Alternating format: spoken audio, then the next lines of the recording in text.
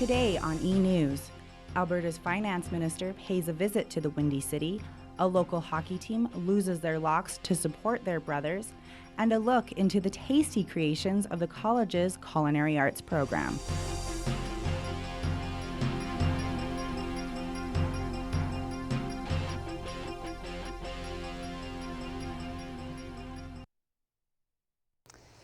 Hello and welcome to eNews. I'm Rachel Crow-Spreading-Wings. And I'm Cole Smith, and here's today's top story.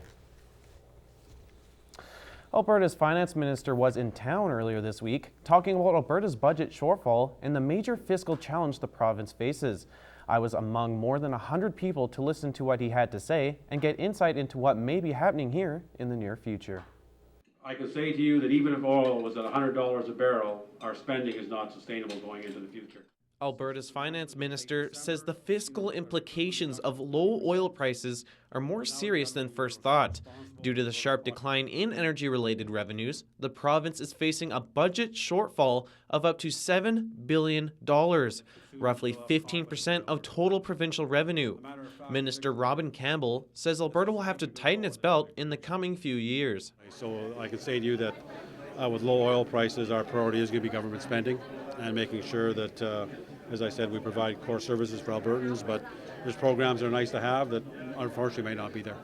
With the Alberta government facing tightened budgets, we could potentially see schools like K-12 as well as post-secondary schools like Lethbridge College facing similar budget restrictions in the near future. Alberta's economy has benefited greatly from oil and gas extraction, receiving a significant amount of revenue from these resources. As royalties dry up, education could receive less government support in the next 2 years. Students should be heartened, though, as schools won't hike tuition, but next year's budget will be tight. Overall, tuition fees cannot be increased more than 2.2% for 2015-2016, and we do know from signals from the province that it will be a difficult budget year. The Alberta government is addressing the $7 billion shortfall by giving Albertans a voice on how to reduce spending. They can visit budget.alberta.ca until the end of February. Lethbridge College has updated its smoking policies, and changes will be taking place over the next few months. Under the new regulations, students will only be allowed to smoke in designated areas. Occupational health and safety leader Frank Sapone says the new rules actually go beyond city guidelines.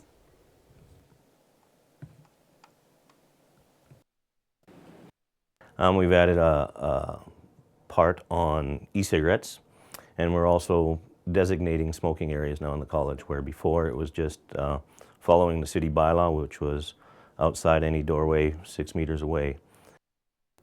The new policy was put into effect on Monday. The college will be raising awareness about it in the coming months. Lethbridge College is hoping the redesign of one of its programs will place its students on the cutting edge of a rapidly changing industry.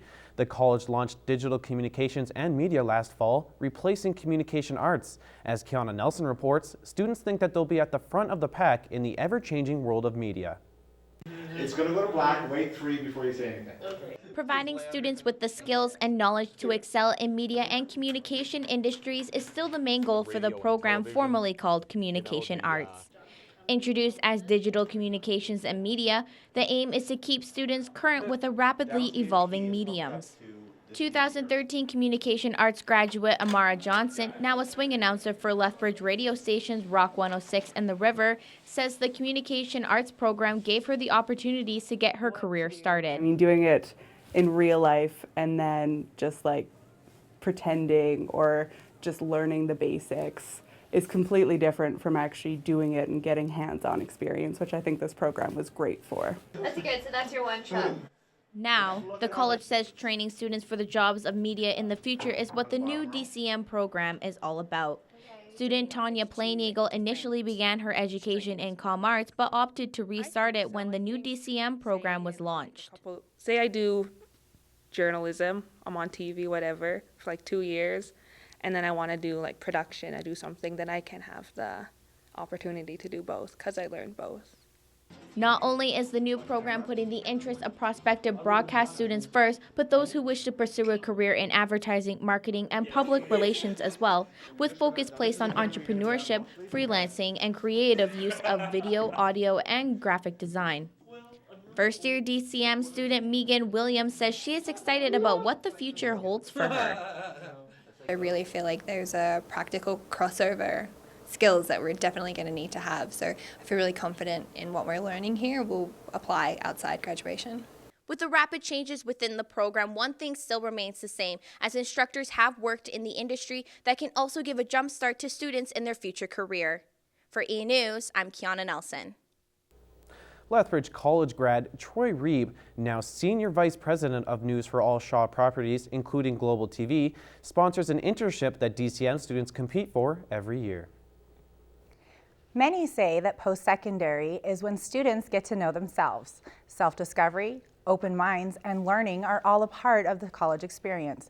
But as Eric Mickelson reports, some students are now welcoming a group that was once missing at Lethbridge College. Posts on LC Confessions from anonymous senders were asking where to meet and talk with other people in the gay community. Courtney Allred saw these posts online and took initiative to do something about it. She created a Facebook group for people to like, where she could plan events and get to know others in the community. Kind of take what the university is doing and kind of incorporate it here. So coffee nights, movie nights, just stuff to kind of get to know each other. Maybe support groups too. They have a big support meeting there, so. Allred is talking about the Pride Center at the University of Lethbridge. This group has been around for about 4 years and even has its own room in the Student Union building. Vice President of the center, Sean McCallum, says that it's important to have a safe space around for young adults to get information and interact with others like themselves. Provide our condoms, lube if people need it. We have a library, an excellent library system, and just peer counseling if people need it, and a room for people to sit in a safe space. McCallum has heard about the college's need for a Pride Center and says that the most important thing that you need is people. Well, the main reason that this one specifically came to fruition is because there was just a lot of people wanted it. You know, there's enough people asking for it that it became a thing when we brought it up with the university. So I think it's just, these are important because there are people who need it. We need a safe space where we can be who we are without fear of judgment. So far, Allred has only made a Facebook page and is hoping for more likes with the help of social networking and word of mouth. The page only has 35 likes right now, but Allred hopes to make it a club when applications are open again next year. For eNews, I'm Eric Mickelson. For more information about how you can interact with others in the gay community, visit the LC Pride page on Facebook. Coming up next on eNews, we take a look at how a local hockey team is helping a friend and how a local group aims to dispel misconceptions.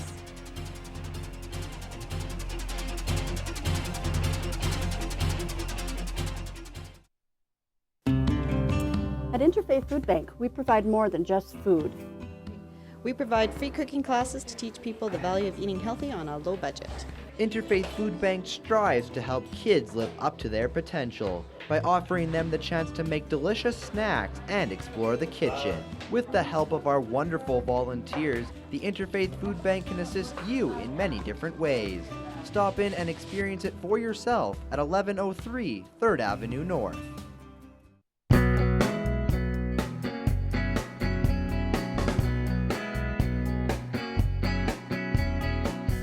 Welcome to Campus Horizons. I'm Kiana Nelson, and I'm here today with Murray Weens. Thanks for joining us. Can you tell us a little bit about your program? Yes, the Agricultural and Heavy Equipment Technician program at Lethbridge College is a great program for students that want to go into those areas. And it's very difficult to, without any experience, for students to get a job and start apprenticing in either heavy equipment technician or into agricultural equipment technician programs, just because these are difficult areas and very technical to go into. So the Agricultural and Heavy Equipment Technician program is a 2-semester program at the college where students can start off, and when they've completed that 2-semester program, they can write off their first and second year of the apprenticeship programs, and then they can go out into industry. Industry is very happy to have them, and they can complete their 3rd and 4th year and become journeymen. Perfect. And what's new about the program?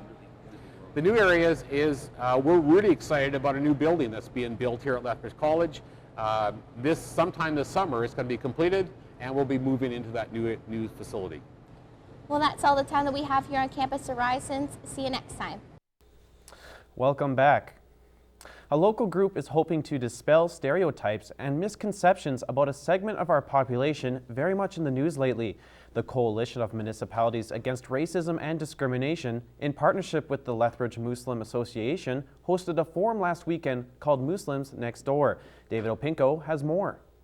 We came in today to shake hands, to build the bridges that some people tried to destroy. Despite being one of the largest religious groups in the world, according to PewForum.com, Muslims are largely misunderstood in the West. Terrorist attacks like those against the Charlie Hebdo newspaper in France have reinforced stereotypes about what Muslims believe and what kinds of people they are. The Lethbridge Muslim Association hopes what people take away from Muslims Next Door is that not all Muslims are extremists. We need people to know that there is 1.6 billion Muslims out there. They come from different background, different ethnicity.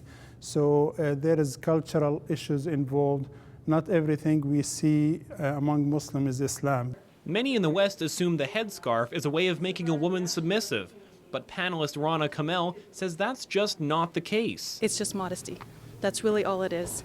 And I just want to be treated like any other woman who has the freedom to, wear and appear as she wants in public. City of Lethbridge inclusion consultant Roy Pogrzelski gave some advice on what to do if you feel you're being discriminated against. They should definitely document what's occurring.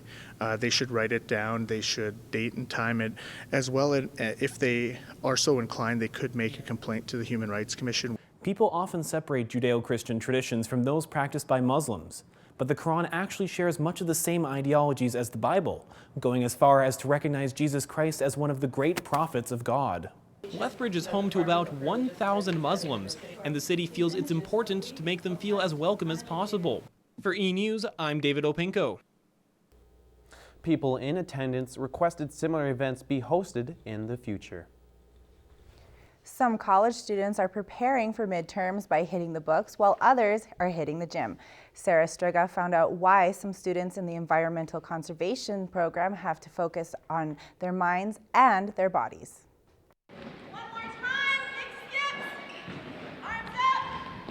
For the students vying to become conservation officers, their education doesn't end when the books close. To succeed in their field, they are put through a rigorous physical wellness test, the Physical Abilities Requirement Evaluation, otherwise known as PARE. This is the same fitness test that future RCMP officers have to complete, a high-intensity obstacle course that must be finished in under 4 minutes and 45 seconds. We have a lot of academic stuff in our program, so the fitness class gets us prepared, even though we might not have a lot of time. It gets us prepared for this physical test that we need to do in order to gain summer employment as well as full-time jobs. The conservation students don't have any physical education courses, however, which makes training for this test very difficult. That's when the Be Fit for Life program got involved. After several students came looking for help, Be Fit for Life coordinator Allison Pilsner stepped forward and created an after-school training class to help whip the students into shape. They're enjoying it so much that they're talking about doing something included in their classes because they have no physical education in their classes or their semester, so they're thinking about adding this in. With the test involving high-intensity interval training, cardiovascular strength, resistance training, and agility, Pilsner has designed a boot camp-like program similar to the layout of the PARE exam.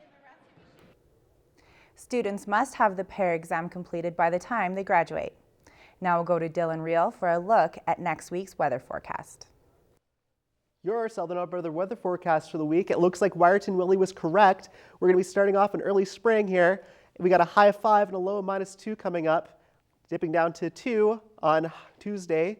Moving on to Wednesday, it's going to be warming up a bit here, high above regional temperatures normally, with a high of 9 across the board. And on Friday, it's going to be sunny, lots of sunshine throughout the weekend, going to 8 on Saturday. That's your Southern Alberta weather forecast. I'm Dylan Reel. Thanks, Dylan. A local hockey team has raised money and awareness of a serious illness. It's in response to the fact that not one, but two of its own were diagnosed with cancer. Jessica Goose has more. Look at this. This is going to be gone completely. For a good cause, though. The University of Lethbridge Pronghorns hockey team held a fundraiser to support a teammate and a staff member as they both were recently diagnosed with testicular cancer. For Pronghorn Center, Mark Hall, it was an easy decision. We should raise some sort of awareness since two guys that are so close to us were affected by this terrible disease. So we decided that, hey, let's go ahead with doing a fundraiser and shave our heads. The Pronghorns say the head shave was a huge success, not only raising money, but also awareness of testicular cancer. Pronghorns defenseman Corbin Carl says it's the talk around campus. Everyone's asking a lot of questions now about it because no one was really aware that it was a thing and that it happened to people at such a young age. Although Pronghorns goalie Dylan Tate is still undergoing chemotherapy, good news has emerged for athletic therapist Brendan Mann. Last week, Mann received the report saying he's cancer-free. Although he might be in remission, he's making it his goal to spread the word to go get checked. In weeks, I'm actually going to go and speak to the other teams at the University of Lethbridge here, the men's basketball, and we have track and field and swimming and soccer and those teams, just so I can discuss with them, what they should kind of be looking for. And I think it helps that it's coming from a guy who's gone through it. With the Pronghorn season coming to an end and exceeding their goal of $5,000 raised, you can still donate. You can find the link at endeavoronline.ca. For eNews, I'm Jessica Goose. The Pronghorns men's hockey team has raised over $12,000 and together with Tate's own campaign have raised over $23,000. The Pronghorns have tripled their goal to $15,000 and you have until the end of the month to donate. With big dreams and aspirations, a student at the University of Lethbridge is hoping to conquer the world. Demi Knight is standing by with details on the story. Demi? Thanks, Rachel. 24-year-old Monica Horvat, an economics student at the university, is eager to make a difference in the way people view immigrants here in Canada. I had the opportunity to learn more about Monica's journey. I want to be in Miss Universe Canada because I really, truly do want to make a change in the world. With hopes to change the world and bring awareness to immigration, the Miss Universe pageant is the perfect stage for student Monica Horvat. Horvat feels her journey has taught her a lot about not just herself, but also the need to give back. I'm actually discovering a lot of things about myself, about my family, about my heritage. Seeing how people are so happy that you want to help them, and how privileged and how honored they feel that you do want to make a difference. To help her with her journey, Horvat looks to host multiple fundraisers where she aims to give back to her charity of choice. Horvat is hosting a fundraising event at Cowboys in Calgary on February 21st and hopes to raise money for her chosen charity, the Welcome Center for Immigrants. I want quite a substantial part of the ticket sales to go to them because they're my charity, and it is a large part of why I went into this competition, because I do want to make a difference. The pageant is a stepping stone for Horvat as she aims to prove a movement within women's power, as well as making a comfortable foundation for female immigrants within Canada.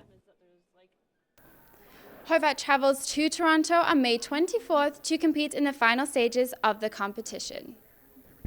So, Demi, what did Monica say was the biggest challenge about competing in the Miss Universe Canada pageant? She said the biggest challenge so far has just been finding that balance in time. While she's been doing charity events, she's also doing fundraising events for herself in order to cover that portion of her fee to actually get to Toronto to compete. That is a lot to juggle. Thanks, Demi. Coming up next on eNews, we take an in-depth look at the heart and soul of the Kodiak men's basketball team and how local youth exercise their minds in a chess tournament.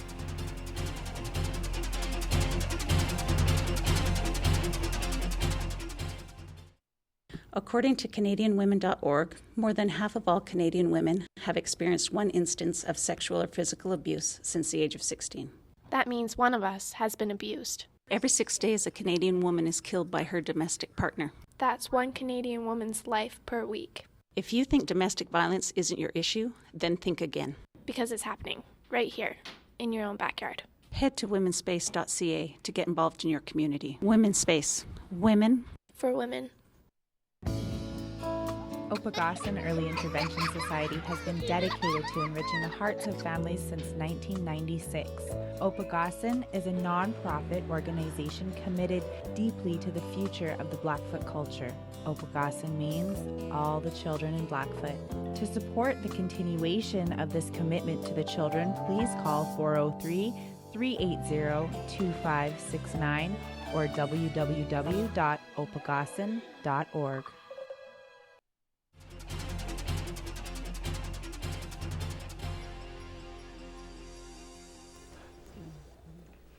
The Kodiak men's basketball team is tied with Red Deer for top spot in the ACAC South with a 14-4 record. With just 6 games remaining until playoffs, the Kodiaks are looking for one player to deliver excellence on a consistent basis. Colby McKee has the story. The big hammer slammer jammer by the big man Chris Mon. Whether he's finishing off one-handed dunks or making mid-range jump shots, Kodiak center Chris Mon has developed into one of the most versatile big men in all of college basketball. Born in Airdrie, Mon spent much of his childhood growing up in Queen Creek, Arizona, a city of 30,000 plus people and located 45 minutes southeast of Phoenix. Living in the States allowed Mon to develop the love of basketball and get the exposure not recognized in Canada at the time. After graduating from high school, Mon, of Mormon faith, completed a 2-year mission which he says impacted his life. That came leadership. I think I was able to be a leader on my mission. I was able to help people, and I think it was they always call it your best 2 years, right? And I think those 2 years definitely changed the course of my life. That leadership has allowed Mon to become one of the vocal leaders on this year's edition of the Kodiaks. Assistant coach Don Hugh Lawrence says that Mon has developed his skills both on and off the court. From the first year, he was a little bit raw.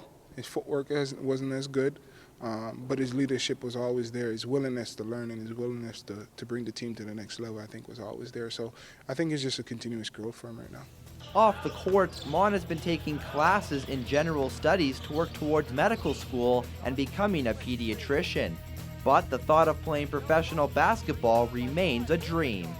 Well, I definitely would not turn down professional, right? And it's always been a dream as a kid to go play professional. And I think that if I continue improving the way I am and keep on playing to this caliber, I think that it's definitely a possibility. Mon adds that the Kodiaks have the team to advance past the ACAC championships and challenge for the national title. Due to a wildcard spot held by the ACAC this year, 2 teams from the province have the ability to play for the national title, which is held in mid-March. Colby McKee, eNews.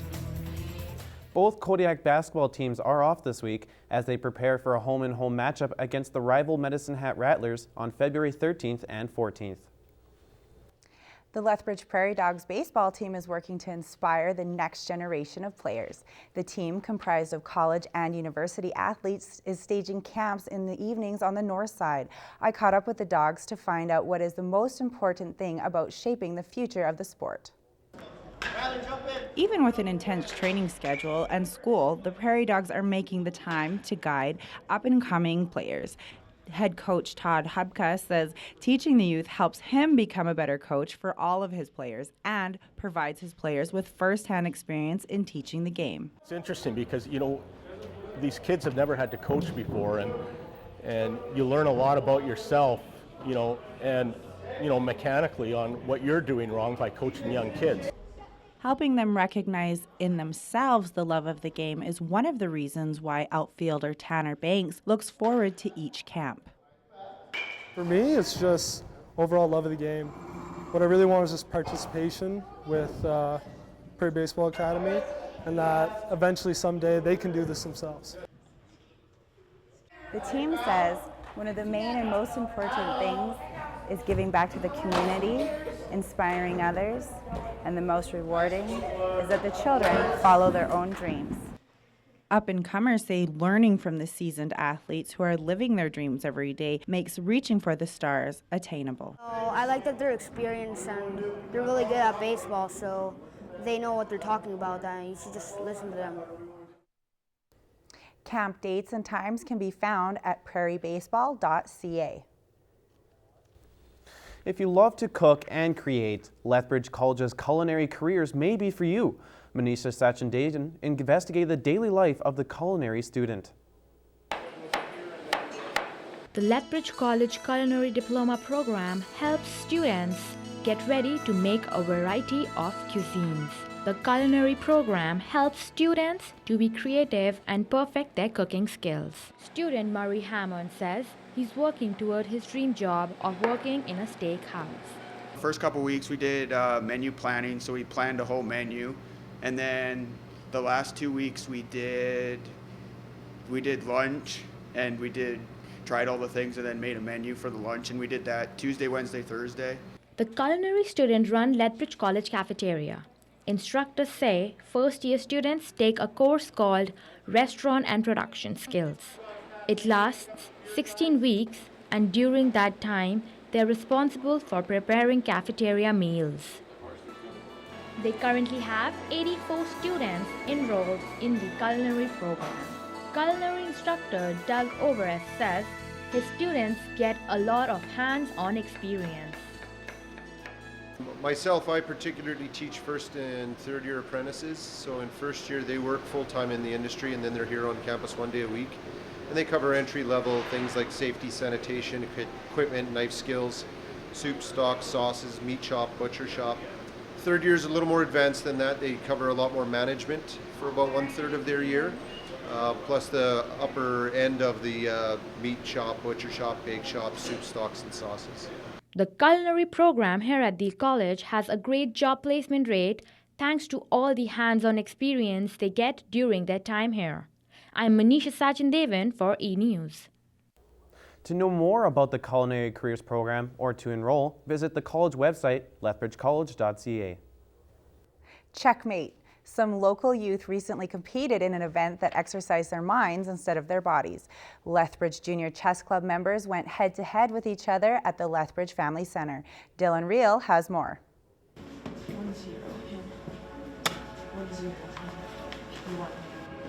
The children playing chess today are members of the Lethbridge Junior Chess Club. The kids ranging ages 5 to 16 are competing in what is for some their first tournament. The executive director of Family Center, Peter Emhoff, acted as head judge at the tournament and says that age doesn't matter in a game of chess. So today our youngest contender is 5 years old, and it's not hard to learn the basic rules of chess, and to play it very well, that's very difficult. And so chess is a good opportunity to learn, to experience learning, to experience that when you study and when you try and figure out when you're passionate about something, you can become very strong and very good at it. In this match, Cassie is playing against 5-year-old Matthias. Both Matthias and Cassie are new to the game, but with a 6-year age gap. Their experience as chess players, however, is nearly equal. Cassie says that chess is a family affair. Just a few months ago, we found the chessboard in our games cabinet area, and we just kind of dusted it off, so I've only been playing for like a couple months. My dad, he plays chess, and he started teaching my brother and I how to play it. I just like chess because I like thinking. I like thinking games and everything, and I just like playing it. At this level of competition, a match can last from 10 to 60 minutes between the children. At professional level, a match can last up to 6 hours. Chess as a game has been around since the Middle Ages, teaching lessons of caution and foresight, lessons that are valuable in today's society. I'm Dylan Reel, eNews Lethbridge. Josh Oba, winner of this year's tournament, receives $100 worth of coaching and entries into the Alberta Provincial Tournament. Well, that's all the time for today. I'm Cole Smith. And I'm Rachel Crow Spreading Wings. We'll see you again next week.